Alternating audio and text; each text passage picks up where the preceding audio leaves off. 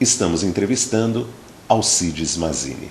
Mazini, como eu digo, você suscita música. Fale um pouco mais de música. Eu gostaria que você citasse duas grandes vozes brasileiras e duas grandes vozes do mundo.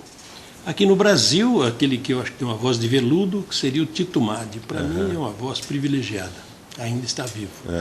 E a Maísa, que cantava com a alma. E no mundo? No mundo, voz masculina tinha que ser The Blue Eyes, né? Mr. Frank Sinatra. E a mulher não pode ser outra senão Ella Fitzgerald. Ella Fitzgerald. De 72 a 79, você foi chefe de redação da Folha da Região. Você já havia escrito para a revista do Genilson, para a Cinelândia, na Comarca, um jornal muito famoso na época. Como é que foi essa época de chefe de redação na Folha da Região? Então, pelo fato de escrever na Cinelândia, que era do Genilson, o Genilson era um dos sócios da Cinelândia, eu fui me aproximando dele, né, construindo uma amizade muito bonita. E também na Comarca, com artigos, editoriais e tal. E chegou uma época que o Genilson me convidou para entrar aqui, né, para assumir, porque ele sabia da qualidade do texto, algo que ele precisava. E eu vim para cá e fiquei até 79 cuidando da redação. Foi bom? Muito bom. Muito bom. Aprendizado fantástico. Aí em 79 você foi para o Senac. Fazer o quê? No Senac era um trabalho misto de assessoria de imprensa e de projetos culturais. Nós tínhamos lá a Sexta Senac, em que cada sexta havia um tipo de música, de manifestação, ou dança, ou cinema, ou música, assim por diante. Foi também no Senac que eu acho que apareceu um divisor de águas na sua vida, que foi o Conjunto Corda e Voz, que fez um sucesso retumbante. Vocês, eu me lembro, acho que 17 vezes no programa Som Brasil da Rede Globo, contato com Rolando Boldrin, com o Lima Duarte, né, que apresentava também. Fale um pouco do conjunto pra gente. Esse conjunto nasceu em 1982, depois de um outro que nós fizemos lá também, chamado Som Senac. Só que esse era só instrumental. Tinha 12 músicos, com músicos que iam de 12 a 88 anos de idade. Cada um tocando um instrumento. E instrumentos normalmente exóticos, né? Como vibrafone, gaita de boca, e assim por diante, banjo, e assim por diante.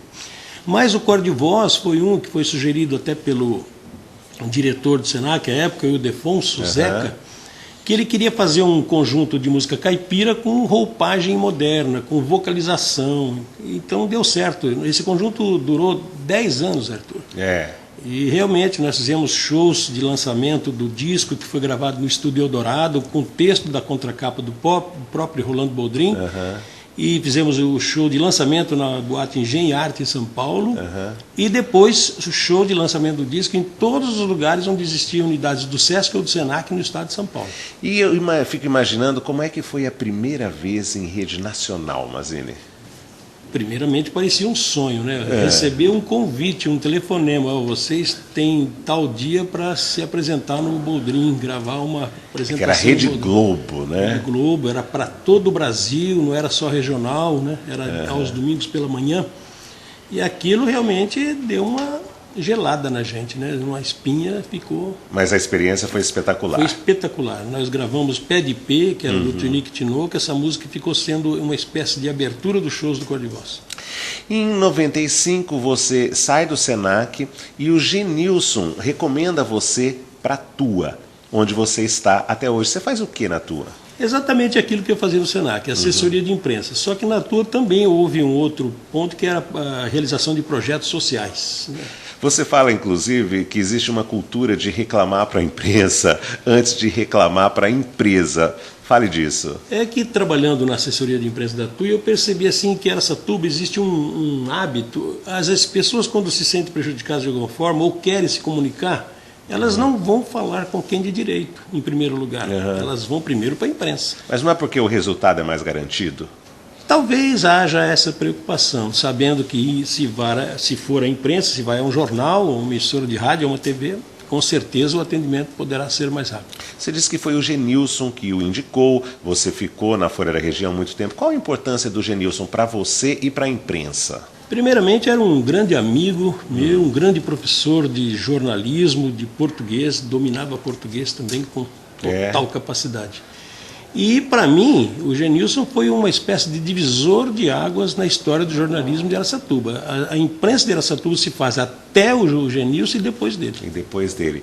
Ô Mazini, eu ouvi dizer também que foi você que trouxe o nome Periscópio, que existe até hoje, para a Folha da Região. Foi mesmo? Foi mesmo, mas como dizia o Chacrinha, né, nada se cria, tudo se copia. Eu peguei esse nome porque era um nome de uma coluna da revista Visão, muito famosa na época, né, nos anos 50, 60. E eu aproveitei esse nome e coloquei. E também uma outra que durou até pouco tempo na própria Folha, que era o Mescla. Mescla era uma reunião de todos os assuntos, vários assuntos culturais, numa mesma página. E aí tem o rádio. Você tem um programa no rádio, você fala que é uma terapia, que é o que mais o realiza. Como é que começou essa terapia? Eu costumo dizer que durante a semana a gente trabalha e fica cansado. E aos domingos a gente vai à Rádio Cultura para descansar. E são 3 horas de programa, né? 3 horas diretas de programa. E ao vivo? Ao vivo sempre, em 99,9% dos casos. Como é que começou isso?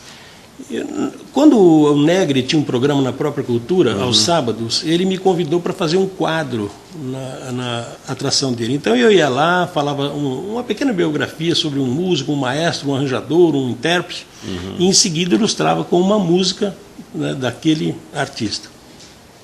Depois o Negri recebeu um convite para ir para uma outra emissora, aceitou e o espaço ficou vago. Aí o Mauri Pavanelli de Campos, dono da rádio, chegou para mim e falou: como você já estava aí, você não quer continuar com esse programa? Pode começar sábado que vem.